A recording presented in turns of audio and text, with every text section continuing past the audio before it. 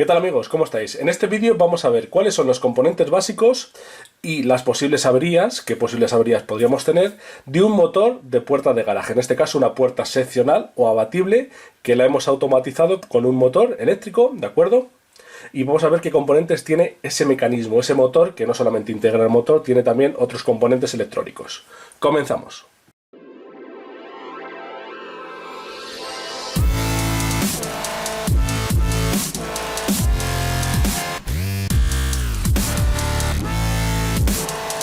Bien, y comenzamos por el principio. Como podéis ver en esta imagen, pues tenemos un garaje. En ese garaje tenemos una puerta seccional, es decir, una puerta que está formada por secciones que se pliegan o tienen unas bisagras para que pueda girar. Y esa puerta también tiene una banda de seguridad de goma en la parte de abajo, por si golpear algún coche, por ejemplo, mientras que se está cerrando, por ejemplo, ¿de acuerdo? Y también tiene una serie de sistemas de seguridad como la fotocélula emisor, que veis aquí a la izquierda, y la fotocélula receptor. Estas fotocélulas lo que hacen es mandar una señal luminosa, que si esa señal luminosa se interrumpe porque haya un coche en medio, lo que hace es que la puerta automáticamente para evitar daños en el vehículo, ¿de acuerdo? O también en las personas, si en ese momento pasa alguien y la puerta se está cerrando. Por lo tanto, esos son sistemas de seguridad. Y luego abajo tenemos el mando, que es el que le envía una señal de radiofrecuencia al motor, como veis aquí, motor con cuadro de maniobra y receptor dentro de la misma caja. Bien, pues este motor con cuadro de maniobra y receptor lo que hace es transmite el movimiento de un motor a una cadena, ¿de acuerdo?, que va dentro de un carril, y esa cadena lo que hace es abre o cierra la puerta. Dependiendo del sentido de giro del motor, la abre, o si es el sentido contrario, la cierra. Tan sencillo como esto. Lo que nos interesa entonces es ver qué componentes tiene y cómo funciona este motor con cuadro de maniobra y receptor dentro de la misma caja. Vamos a desmontarlo, vamos a extraerlo del carril, lo hemos llevado a la mesa del taller y vamos a ver los componentes que tiene. Bien, y lo que nos encontramos es esto. Tenemos una carcasa, ¿de acuerdo? Y dentro tenemos todo el motor, con el cuadro de maniobra, como decía, con la electrónica, con todos los componentes. ¿Cuáles son esos componentes? Bueno, pues primero, identificamos el motor, es un motor del fabricante Nice Spin, ¿de acuerdo? Una marca bastante conocida. Y directamente, sin quitar nada, podemos abrir esta parte, que ahora se resiste un poco, ¿de acuerdo? Haciendo ahí el clic. Y esto estaría aquí. Y podemos abrirlo así, ¿de acuerdo? ¿Para qué podemos abrirlo? Pues para hacer un mantenimiento básico de estos componentes que tenemos aquí, que ahora os explicaré con la carcasa quitada, ¿de acuerdo? Aquí tenemos una bombilla que nos proporciona una iluminación tenue, como de seguridad. Ahí tenemos el módulo receptor de radiofrecuencia, tenemos la electrónica para la programación de la puerta, la apertura, el cierre, cuándo tiene que parar, cuándo tiene que ponerse en marcha, todo esto, que no vamos a entrar en esos detalles de programación, porque cada fabricante tiene una programación diferente. Y para quitar la carcasa lo que tendremos que hacer es quitar un tornillo que tenemos aquí, ¿de acuerdo? Debajo, seguramente que debajo de esta carcasa, en la mayoría de los motores tenemos un tornillo ahí y luego 4 tornillos por la parte de abajo. Yo ya los he quitado y puedo quitar la carcasa que cubre todos los componentes del motor. Bueno, como muchos vais a ver fácilmente, este motor está dañado, ¿de acuerdo? ¿Dónde está dañado? Pues en los 3 soportes del motor. ¿De acuerdo? Aquí lleva 3 tornillos en la carcasa y como veis se han roto. ¿De acuerdo? Por lo tanto está averiado y en el próximo vídeo vamos a intentar arreglarlo. De hecho aquí tengo algunos componentes que encontramos en el interior. Bien, pero de momento nos interesa saber cómo funciona. Todo comienza con la alimentación eléctrica. ¿De acuerdo? Aquí tenemos un conector que funciona a 250 voltios, 230 en nuestra red eléctrica, como máximo 10 amperios. Y aquí le estamos comunicando, por tanto, al cuadro 220 voltios, 230 voltios, 50 hercios de frecuencia, y como veis por este cable y estos dos cables, uno de color marrón y otro de color azul, vienen a esta clema. Ya sabéis que el marrón es la fase, el azul es el neutro y este conductor amarillo y verde es el cable de tierra de protección del circuito. Y como veis el cable de tierra va conectado a todas las partes metálicas por si hubiera una derivación de electricidad, no recibir una descarga eléctrica, directamente se lleva a tierra, ¿de acuerdo? Es un elemento de protección, por lo tanto.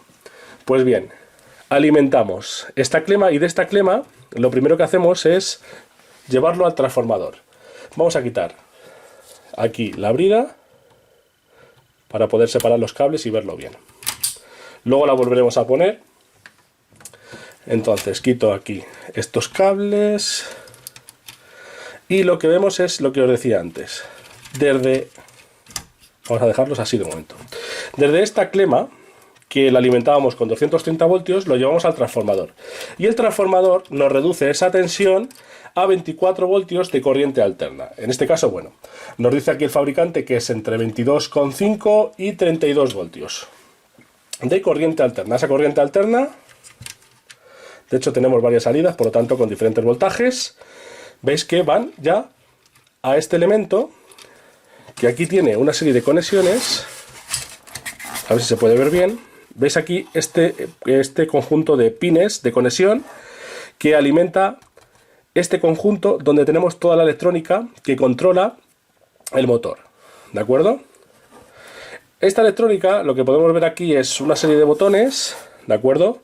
L1, L2 y L3 con diferentes LED para hacer, por ejemplo, la programación de la puerta. Es decir, cuando detectamos el punto final de la apertura o el punto final de cierre, por ejemplo, esa es una programación básica que siempre hay que hacer. Y aquí encontramos la electrónica. Esta electrónica ya tiene aquí un fusible, ¿de acuerdo?, de protección. Y ese fusible de protección nos sirve por si hay una sobreintensidad en algún momento en el circuito para proteger la electrónica, que no haya ningún problema, ¿de acuerdo? Se pueda quemar algo o similar. Entonces aquí tenemos un fusible que si detectamos que no llega corriente al circuito, que no se enciende nada, posiblemente lo que esté fundido sea el fusible. Hay que cambiarlo, ¿de acuerdo? Se extrae esto, se cambia el fusible, se pone uno nuevo y ya tenemos una de las posibles averías solucionada.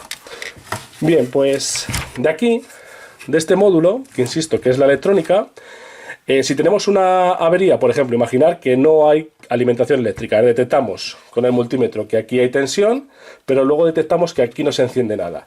Posiblemente se haya dañado la alimentación eléctrica que va en el interior, entonces tendríamos que cambiar todo este módulo.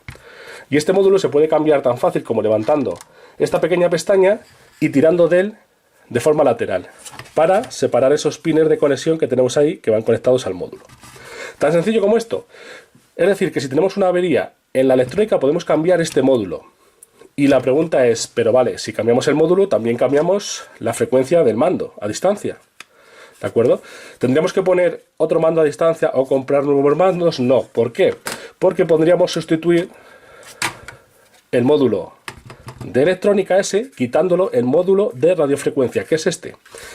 Este módulo de radiofrecuencia es el que va codificado con estos mandos, con vuestros mandos. Entonces, si vosotros guardáis este módulo, quitáis esto, sustituís por uno nuevo y luego le volvéis a poner el módulo de radiofrecuencia, ¿de acuerdo?, en la posición correcta, comprobar que el lado recto viene aquí, por lo tanto el lado recto va ahí, lo conectamos ahí, perfecto, y ya estaría, ¿de acuerdo? Tan sencillo como eso. Encontramos también otros elementos por aquí, por ejemplo, aquí tiene diferentes conexiones para cables. Este que vemos aquí es el cable de antena, ¿de acuerdo?, que viene ahí identificado con un pequeño símbolo, que ese es el símbolo de la antena, ahí se puede ver. Aquí también tenemos otras conexiones, por ejemplo, para si queremos instalar una luz, en este caso flash, que cuando esté la puerta abriéndose o cerrando nos avise de forma luminosa, para cables de bus, para cuando queremos que pare, por ejemplo, con unas fotocélulas o otras posibles alternativas que tengamos de seguridad para la apertura y cierre de la puerta, ¿de acuerdo? Esto varía en función del fabricante y del motor. Y para ello tendréis que revisar el manual técnico que proporciona el fabricante. Bien, el cable de antena, que es este, insisto, sale por aquí abajo. Aquí lo veis, hacia el exterior, para que coja bien la señal del mando, que es este. Y por aquí, ¿qué más tenemos? Bueno, fijaos, también tenemos un cablecito, que no es un cable, es una cuerda directamente, ¿de acuerdo?, que va aquí sujeta, que lo que hace es que cuando tiramos de esta cuerda, estamos presionando ahí un pulsador, que lo que hace es cierra o abre la puerta, ¿de acuerdo? Es como un sistema de apertura o cierre manual. Si queremos, también se puede instalar un interruptor, o mejor dicho, un pulsador para la apertura y cierre en una de estas conexiones que tenemos para cable, ¿de acuerdo? Posiblemente en esta, si nosotros estamos dentro del garaje y no queremos utilizar el mando, podemos presionar un pulsador o directamente tirar de esta cuerda, ¿de acuerdo?, y la puerta se cerraría. O si estamos dentro y queremos abrirla, pues también se abriría. Y no tiene nada más, es decir, tenemos aquí el módulo con la electrónica, el módulo de radiofrecuencia, muy importante, que es el que va codificado con los mandos, y si queréis cambiar mandos simplemente tendréis que cambiar este módulo. Tenemos la lamparita de seguridad, que es una lámpara que funciona a 12 voltios, no tiene más, se puede cambiar muy fácilmente, como las bombillas de los coches. Tiene aquí un casquillo de bayoneta, ahora, fijaos. En este caso una bombilla de 12 voltios. Ya sabéis que el transformador tiene aquí varias salidas, pues una posiblemente será la de 24 para el funcionamiento del motor, que ahora lo enseñaré, y otra de 12 para la electrónica. Esta bombilla se cambia también muy fácilmente, se funde también muy fácilmente. 12 voltios, 21 vatios, ¿de acuerdo? Nos lo dice, nos lo especifica ahí. Y luego, la parte más importante es el motor. En este caso, un motor de 24 voltios. Lo vais a ver aquí. Bueno, aquí se puede ver motor de 24 voltios, fecha de fabricación, demás, lote, código, lo que queráis. A la carcasa del motor, por supuesto, un cable amarillo y verde, por si hay alguna descarga que se vaya a tierra, cable de protección de tierra, y luego el positivo y el negativo que alimenta el motor de 24 voltios. Y este motor es un motor de imanes permanentes, ¿de acuerdo?, que también es muy común que pueda fallar, con el tiempo se puede estropear y habría que cambiar solamente lo que es el motor. Módulo de motor y una pieza muy importante que siempre va con el motor, que es el reductor de velocidad. El motor gira a una serie de revoluciones, aquí tiene un mecanismo tornillo sin fin corona, que lo que hace es reduce muchísimo la velocidad del eje, que es este el que se mueve al final, ¿de acuerdo? Pero al reducir la velocidad aumenta la fuerza o el par de fuerza, ¿de acuerdo?, el torque que tenemos aquí en la salida en el eje. Por lo tanto, muy importante este componente. Veis aquí también unos cables que salen por la parte de atrás, ¿de acuerdo? Esto sirve pues para controlar la intensidad. Por ejemplo, si al motor le cuesta mucho moverse o detecta un obstáculo, la intensidad de corriente en el motor aumenta, eso lo puede detectar la electrónica y para el mecanismo por seguridad, porque detecta que hay algo bajo la puerta y no se puede cerrar, por ejemplo, o hay un obstáculo en la puerta.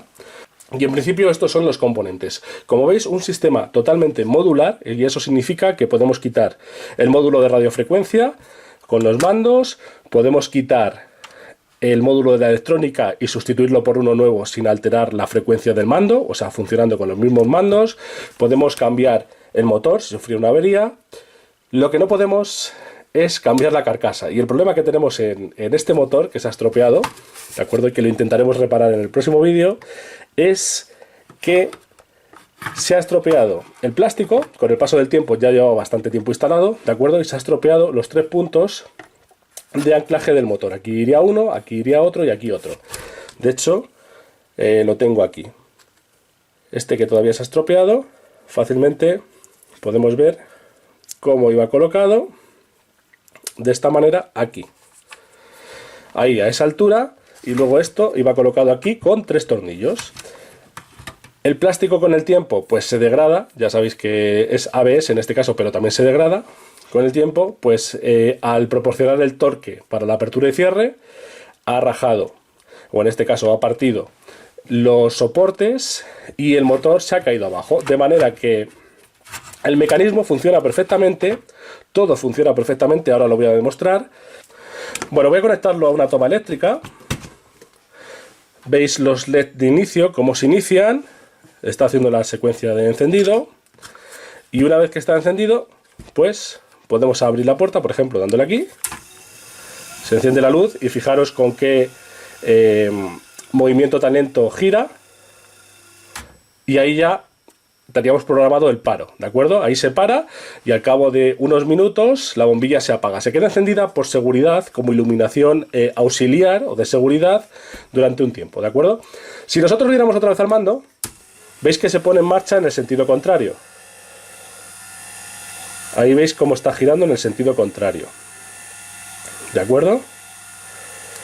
Si nosotros presionamos otra vez el mando, cambiaré de sentido porque le estaremos diciendo que queremos abrir la puerta.